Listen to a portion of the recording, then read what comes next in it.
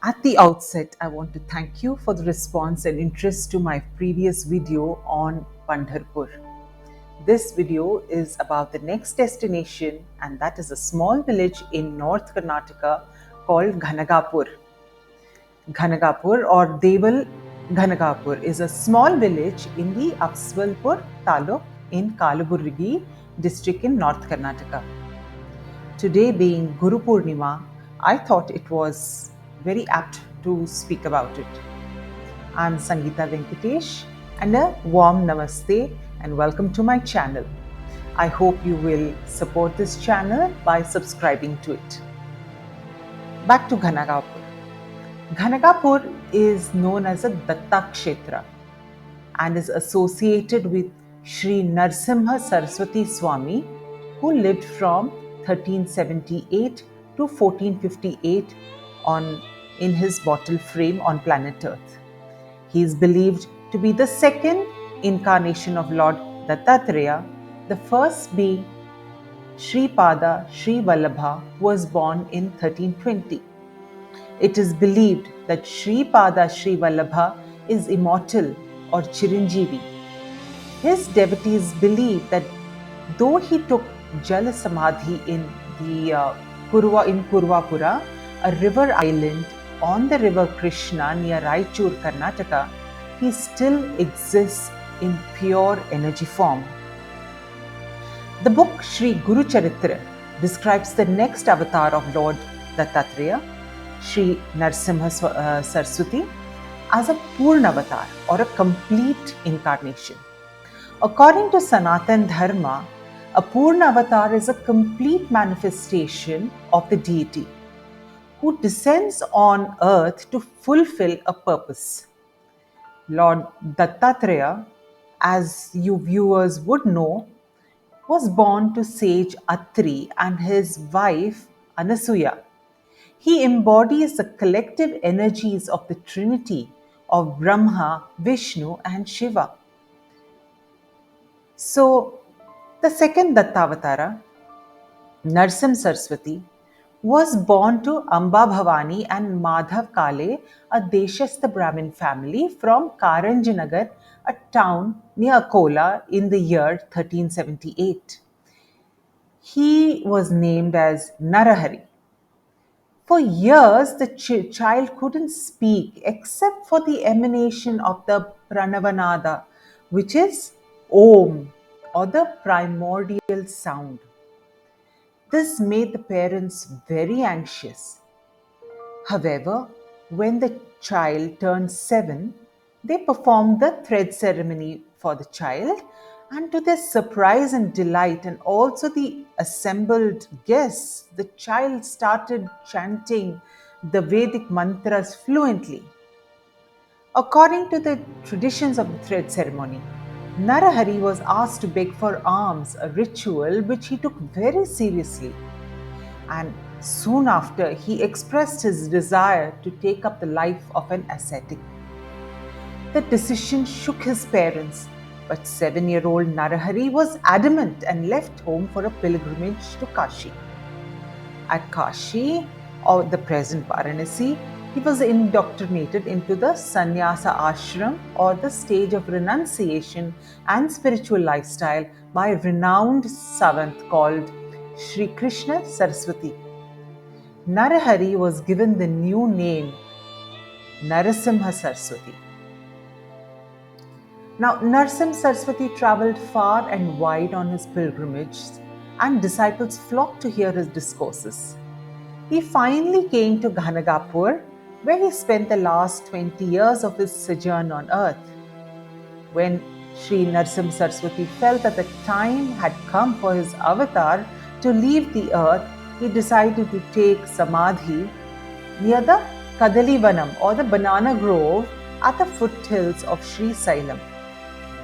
His devotees were heartbroken, but Narasimha Saraswati comforted them by saying, "Though I am leaving my physical form, I will be there constantly, especially at Ghanagapur." Every day I will be present at the Bhima Maraja Sangam for my morning bath and will visit the Ghanagapur Mutt to receive alms in the afternoon. Now, Bhima and Amaraja are the rivers which converge there, and therefore it's just there you find the Sangam at Ghanagapur. Narasimha Saraswati left his physical form in 1458 AD. To know more about the life of Narasimha Saraswati, I urge you to read the Guru Charitra, which is also available in English. The Guru Charitra was written by Swami Saraswati Gangadhara, a direct disciple of Sri Narasimha Saraswati. So the next stage where I want of this video, where what I want to share, I call it the Pilgrim's Progress. So Ghanagapur is hence a very important pilgrim center for Dattatreya worshippers. The main places a pilgrim visits here are the following. Number 1, the Bhima Maraja Sangam, which I mentioned earlier. As prescribed by Sri Narasimha Saraswati, pilgrims are supposed to take the first come and take a dip in the holy waters here. The Amaraja River is born at the Korali village in Gulbarga district, and it merges with the Bhima River in Ghanagapur. It is believed that Lord Indra was carrying the waters of Sanjeevani in a cup, and a few drops fell on earth, and that became the Amaraja River. According to the book Guru Charitra, this is as holy as Prayag, and there are 8 sacred tirthas where devotees can take a dip. Next, the Audambar tree or the Audambar or fig tree is located on the banks of the Bhima Maraja Sangam, where Sri Narasimha Saraswati meditated and stayed for long periods of time. Pilgrims in Ghanagapur offer prayers and circumambulate around this tree. Narasimha Saraswati had proclaimed that the Ashwatha or Audambar tree was as holy as the Kalpavriksha tree that originated during the Samudra Manthan.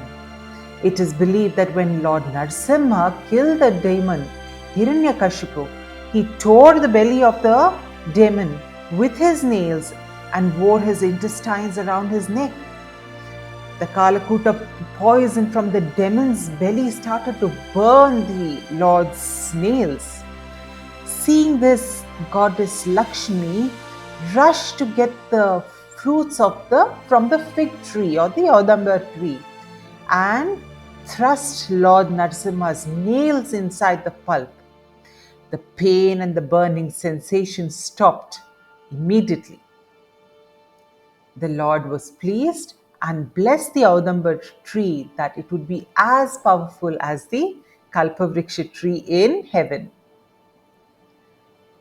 The next place to visit would be the Ash Hill or the Bhasma Hill. This hill is significant as Lord Parashurama himself is supposed to have performed penances and yagyas. However, all that remains now is of course only mud, but it's still a place of significance for the devotees. And then, of course, the worship of the Nirguna Padukas. The Padukas or the footwear of Sri Narasimha Saraswati is placed in the Nirguna Mutt or the Dattatreya temple. This is a main temple in Ghanagapur where Narasimha Saraswati stayed for nearly 700 years ago. In the temple, there is also an idol of a Chintamani Ganapati. The morning after our arrival there, we were taken by the Pujari, Sri Girish, to perform the Abhishek Puja of Lord Dattatreya, followed by the darshan of the Padukas of Sri Narasimha Saraswati. This was followed by the Annadana Seva or distribution of prasad which we did. In the evening, the Padukas are taken in a palanquin, and this is known as the Pallaki Seva. The devotees lie down in obeisance and the palanquin goes over them. thereby blessing them. It is believed that the temple also has the power to exorcise people who are afflicted by spirits. And then finally, the Kalleshwara temple. This Lord Shiva temple was a village deity of Ghanagapur and is even more ancient than the Mutt. This was the entrance to the village when Narasimha Saraswati first came to Ghanagapur. There are also Sannadhis for Swayambhu Shani Deva, which is almost 700 years old, a Panchamuki Ganapati temple, a Hanuman temple, and a Navagaha temple, and finally a goddess Durga temple. There are several other minor places that are mentioned in the Guru Charitra that a pilgrim can visit. But those that I have mentioned just now are the main places, and we managed to cover that in a day-long stay in the holy precincts of Ghanagapur before we headed back to Mumbai.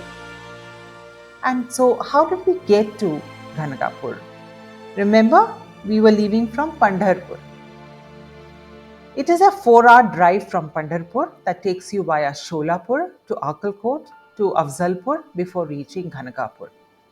The village is also connected by train from Mumbai and also has regular buses from Gulbarga. The nearest airport is Hyderabad. We arrived late in the evening and checked into the Sri Anasuya Datta Lodge where we had made prior bookings. You can go through any of those booking sites like booking.com to book a room in this lodge. For a village like Ghanagapur, the lodge is kind of adequate with decent accommodations and facilities. And thankfully, it had a car park too. We had also contacted Sri Girish, a priest at the Nirguna Mandir of Ghanagapur, to lead us through the pujas in the evening. Since we had a car, it was convenient to get to all the places in the town. There are a few small restaurants, but you may want to carry some fruits and snacks with you, as we didn't find it, that great to eat in these places. Like many places of pilgrimage, it is advisable not to visit on festive days like Guru Purnima, Datta Jayanti, Navratri, and Deepavali to avoid the crowds. So, this was the narration of Ghanagapur. Wishing you all a very blessed Guru Purnima.